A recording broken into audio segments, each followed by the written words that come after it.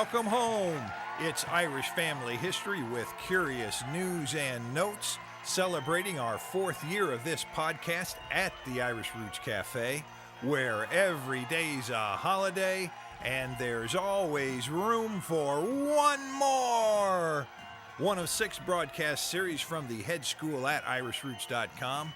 I'm Mike OLaughlin, your host, publisher of rare Irish books and information on every county in Ireland since 1978. Be sure to read our blog, complete with links to click on from this podcast, and search our master index and books for free. Molly, wet the tea. Katie, bar the door. Sweeney, clear that floor and bring out the Irish dancers. It's time we get this show on the road. Well, it is episode number 155, and actually it's our 5th year. And we're going to break a little bit with tradition today. I'm going to stick with another movie theme. You know, we did the Blood of the Irish with Zlata Filipovich.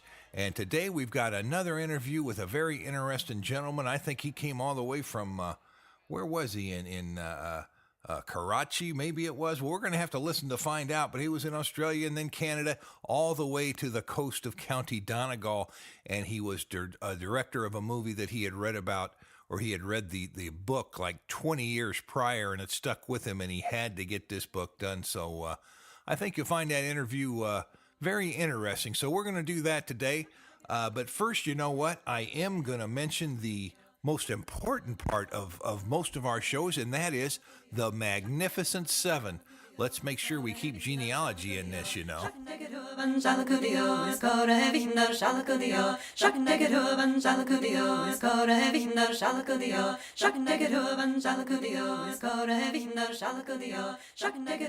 Well, okay, here it is. It's time to raise our eyes skyward, give thanks, and ask for help. Here are today's Magnificent Seven.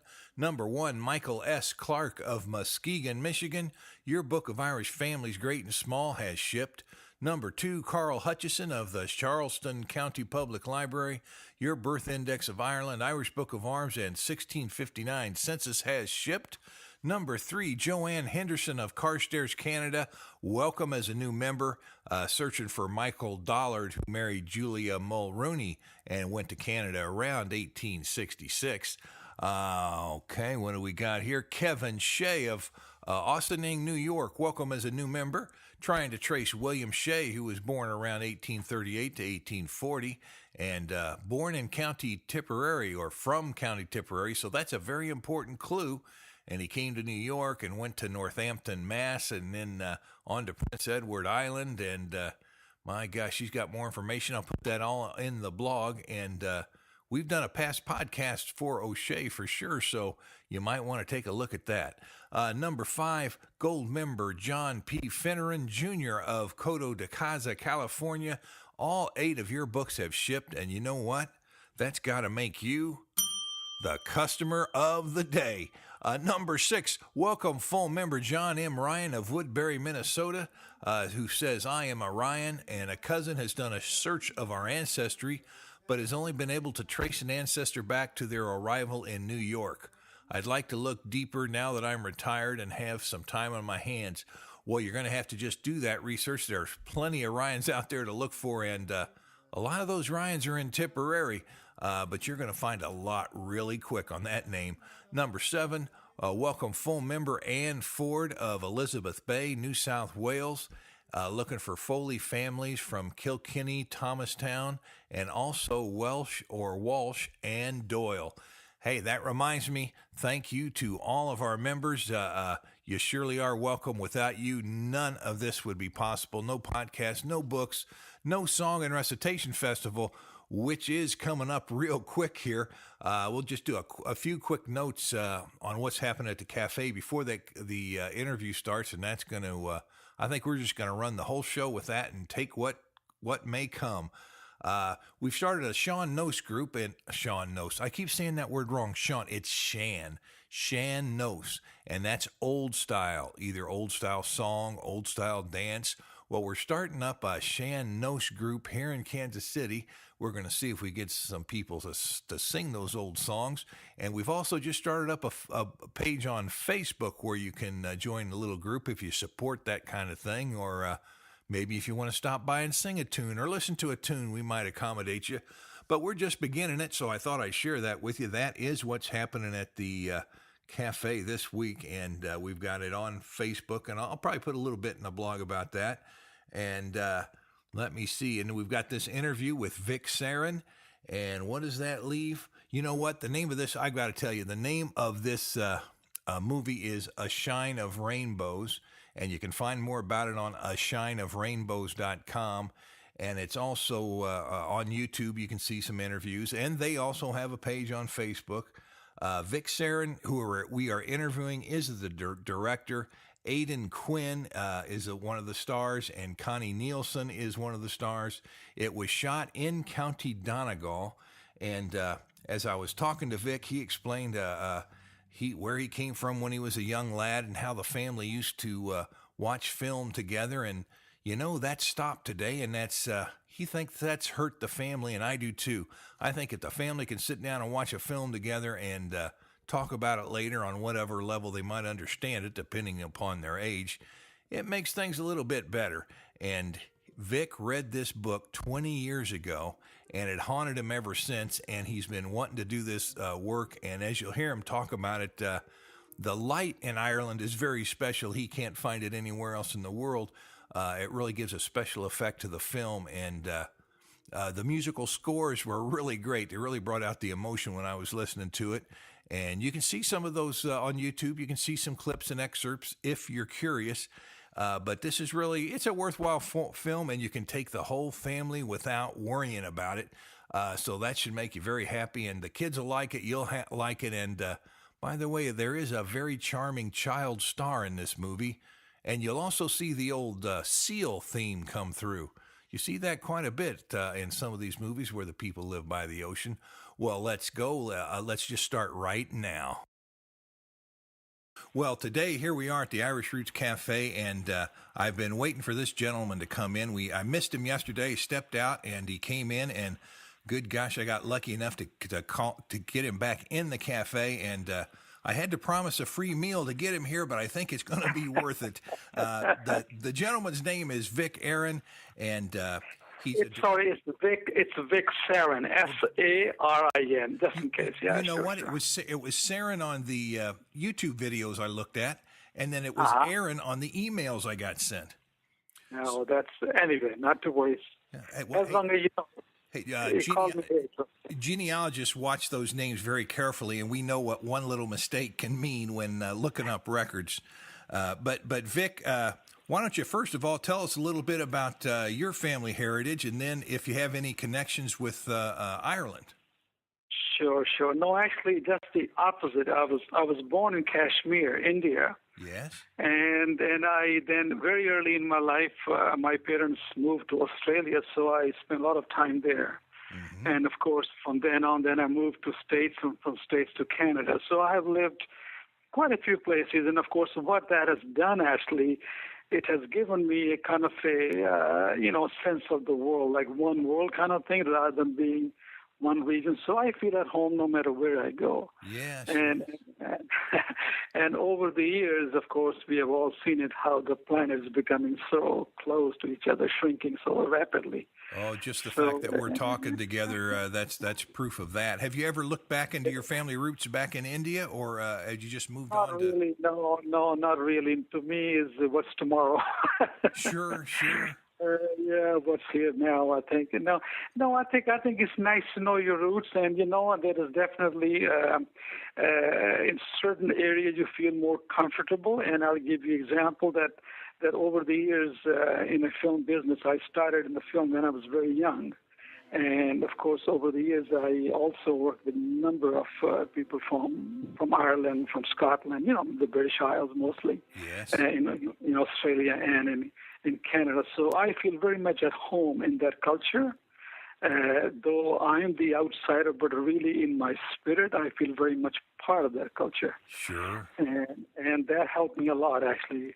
to do this film, and not only do this film, but in the first place, I was attracted to this property for that reason, because I felt as if I am almost there, in that sense. And this was up. You actually filmed it in Donegal or on the island, Tory Island there? Yeah, I think originally the film was set in the British Isles, of course, in Ireland, and there was a time we entertained the idea, perhaps maybe shooting in the eastern part of Canada, a place called Nova Scotia, which is very much like the English, and we thought even one time maybe going to New Zealand and all that, But once I saw Mullen Head area in Donegal, I mean, that was it. There was no question turning from there. That was it, It's probably one of the most beautiful parts of the world I've ever been to.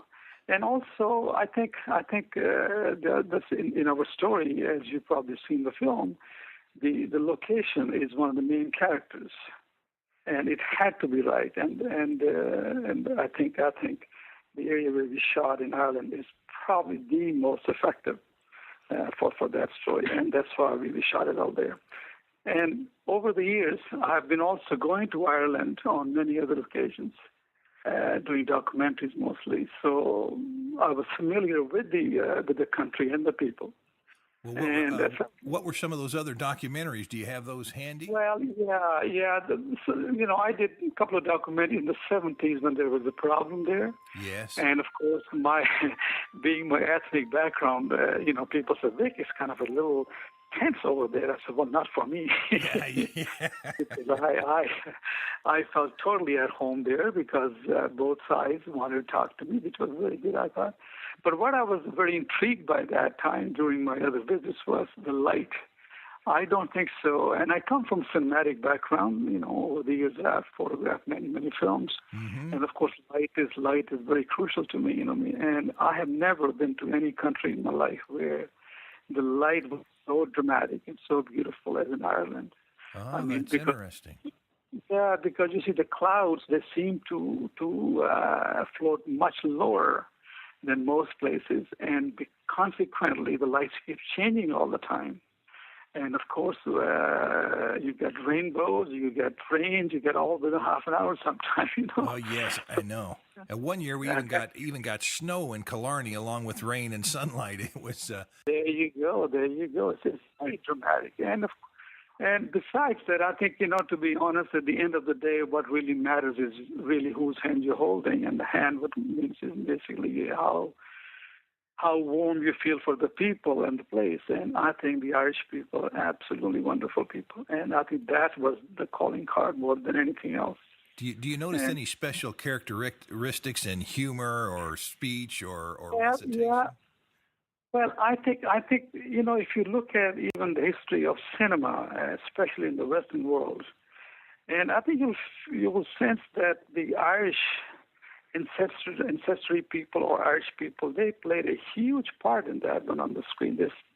And I really feel they have a gift. They have a gift given to them by nature, that they have a great presence on the screen, great storytelling, and great ability to act. And consequently, it's charming. It's charming to see them on the screen. And even in our film Shine, we did bring Aidan Quinn from States, though he's got Irish background, as you know. Mm-hmm.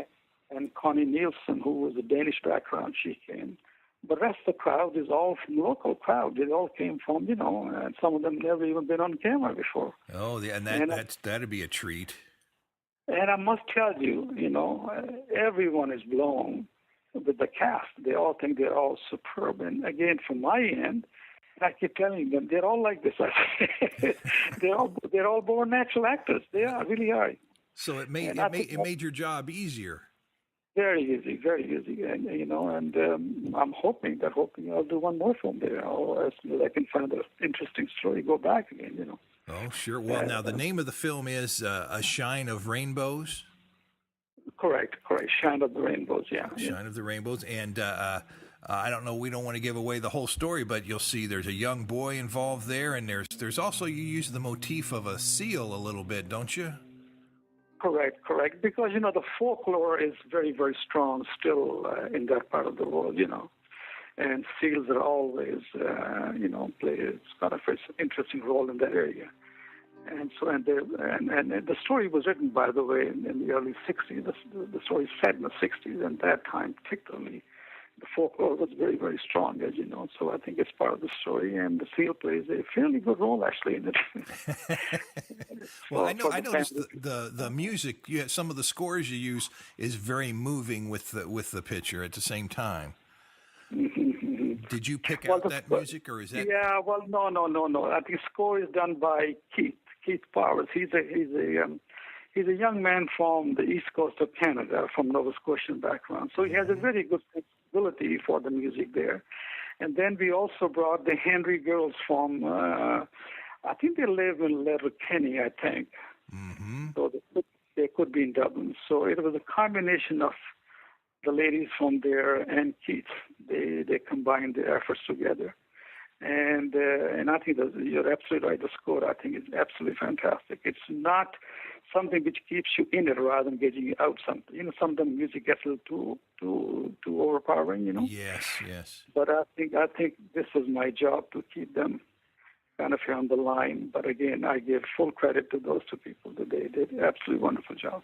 What about the theme? What theme did you mostly feel the best for putting through with this film as you get done with it? What feel does it have? Well, to me, the whole the calling card for this film was really, I looked around and I said to myself, I was very close to my family when I was growing up. And I asked myself, why was I so close to my family? Because of the culture? The answer came no, it wasn't the culture, because I left home when I was very young too. So the real reason was that when we were young, we used to do things together as a family. And film was one of the areas where we used to all go and watch films together. Then we'll discuss it, we'll share our experiences, all that. And now in our society, we don't do too many things together. We are so busy, mom has her own career, dad has his own career, and the kids their own. And the movies are the same thing too. The movies are made either for adults or with children or whether different rating. So I wanted to really, what drew me to this project was to do a film which the whole family can watch it. Yes. And that to me was very important, that we can all go and share this experience and hopefully connect on different levels after the movie to talk about it. So I think that was what. And I also think that in the kind of times that we are living in right now, as you know, it's a very tense times, and there's a lot of pressure of all kinds, and a lot of angst of all kinds. But this film really is celebrates the gift of life, which is, I think, is the most precious thing which we have, and how we look at, at life. Yes, I noticed that. That was a very good feeling from that movie. And it's a question of we all wear different glasses. So it's really us. Our perception of the world hasn't changed much. It's us how we look at it. So I think it's important that, and the character Mari, as you know, in our story, I think was my favorite character, and that stayed with me for a long, long time. And I read the story almost like, I guess 20 years back now, but the story stayed with me, kept haunting me all the time. And I said, well, it's about time to do something about that. And the reason was Mari's character, how she sees the world, which I think is so wonderful to see. Oh, so did you actually put this movie together then?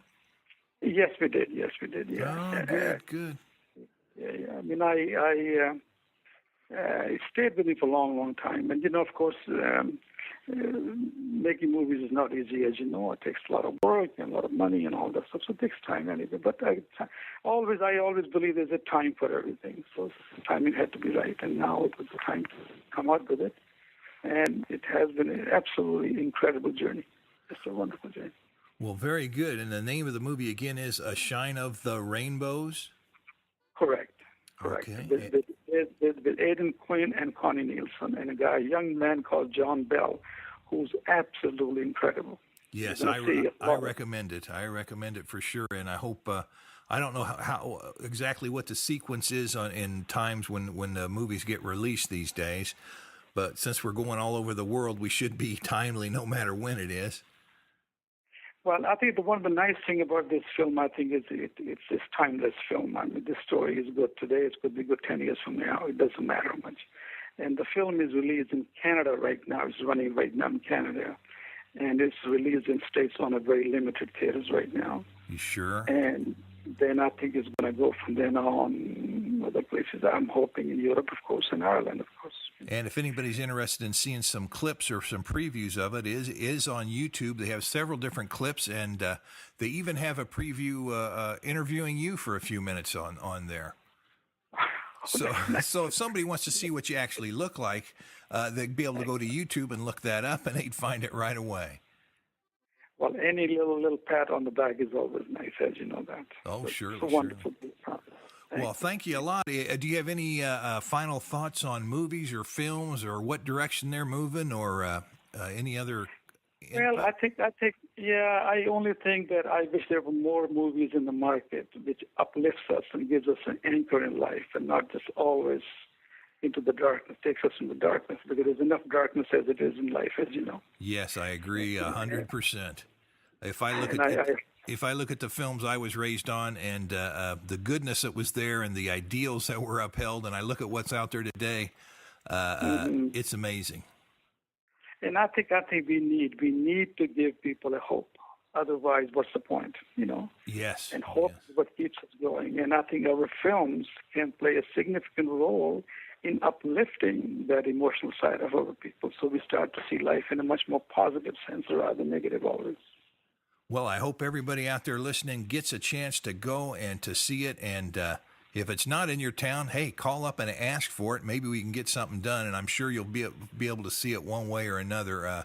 And I've sure enjoyed it and appreciate your patience with me. And keep up the good work. I'll be looking for your next film, too.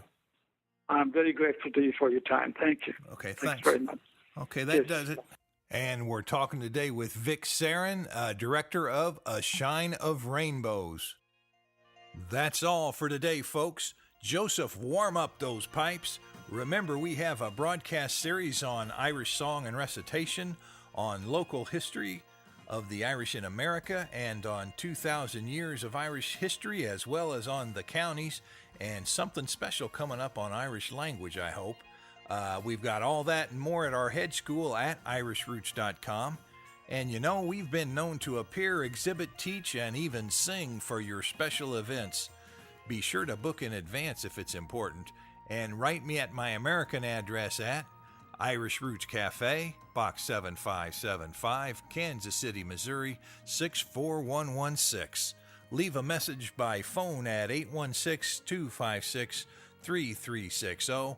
Reach me on my webpage at irishroots.com. Skype me at the Irish Roots Cafe. Get me on MySpace, Facebook, Twitter, and Irish Central. Members foot the bill, so they get first priority, but we're open to all. And by the way, a big thank you to all of our members. And away.